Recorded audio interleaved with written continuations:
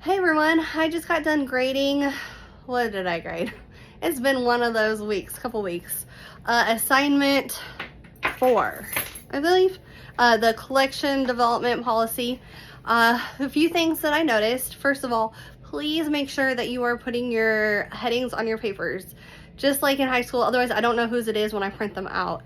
I think I still probably had at least 6, if not 10, students who did not put headings on your papers. I don't even care if it's just your name. I just need something at the top so I know whose it is, so when I'm grading, I can put that in the grade book. The main things I noticed were when you guys were talking about like your community, make sure you're talking about like the average income, because usually the lower socioeconomical, they really need access to free resources, what the average age is, and demographics, like ethnicity, like what is the race.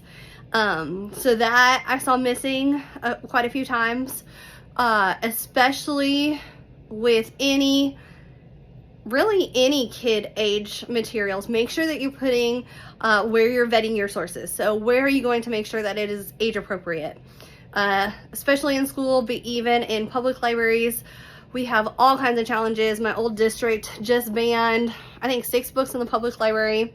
I think they banned 16 books in April and now 153. So I have been posting all the school board things. If I remember, I will snag that and post that in the discussion area. It is so heartbreaking. So you really need to be able to say, I am using School Library Journal, Junior Library Guild, Hornbook, Kirkus, those type of things to vet and make sure that the materials are appropriate. Even more, it is more important to make sure we are covering our butts. What else? Weeding. Make sure that you're putting like how often are the items up for review. So in a school library, most people do yearly. I do twice a year because that's the way I can see what's on the shelf. And if a student says, oh, I turned it in, then at least twice a year we're checking and making sure before we assess any fines. In a public library, that's going to be a lot harder than a school library. We have about 5,000 books on the shelf, so it's more manageable. What else did I notice? Oh my gosh. Okay, so making sure you say where items go when they are weeded.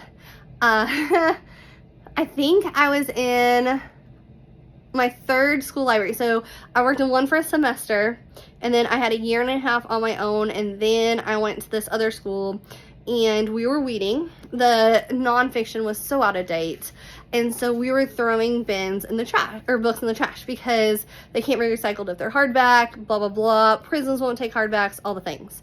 So a kid who was a library intern and in book club jumped into the dumpster and filmed everything and recorded it and said, these are your taxpayer dollars. Our librarians aren't bad people. They just made bad choices.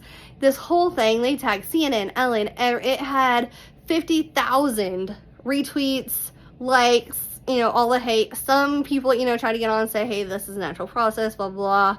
It was ugly. So I learned firsthand the importance of making sure that you state what happens to books when they're discarded.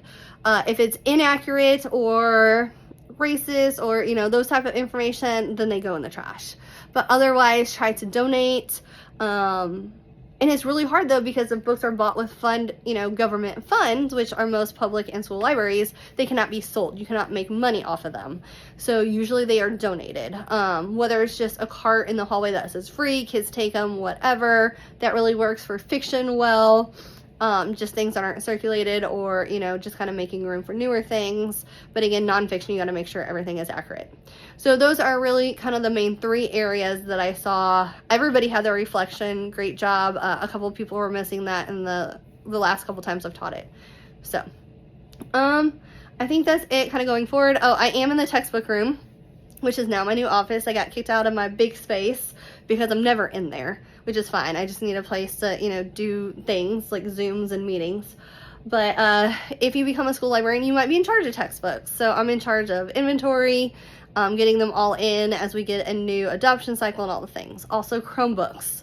So, you will wear many hats. So I just kind of wanted to highlight one of the extra hats that I have. So I will post this in the news and announcements. If you have any questions, please email me. I had been sick for 2 weeks. I still tried to go to Universal in the middle of that. Oh, that was rough. So just getting back, I will be grading discussions tonight and tomorrow. So as always, please email me with any questions. Be paying attention because we do have Thanksgiving next week. So week 5, I think you have 2 assignments, but I split it up so one is technically due in week 6, even though it's not a module 6. Dr. Thiel makes all the courses, and she had one that week. I'm like, that's too much towards the end. So I've deleted one, but the 2 assignments really go with that week 5 module and the content. So I just made it due that next week. So you may want to try and get caught up so that you're not doing things over, you know, Thanksgiving, the holidays, and after that is a final. So everything that we're doing now is to prepare you for that final. So that's why I'm trying to make as many detailed notes as I can, so that way you guys all ace that last thing. So reach out with any questions, any feedback, and have a great day.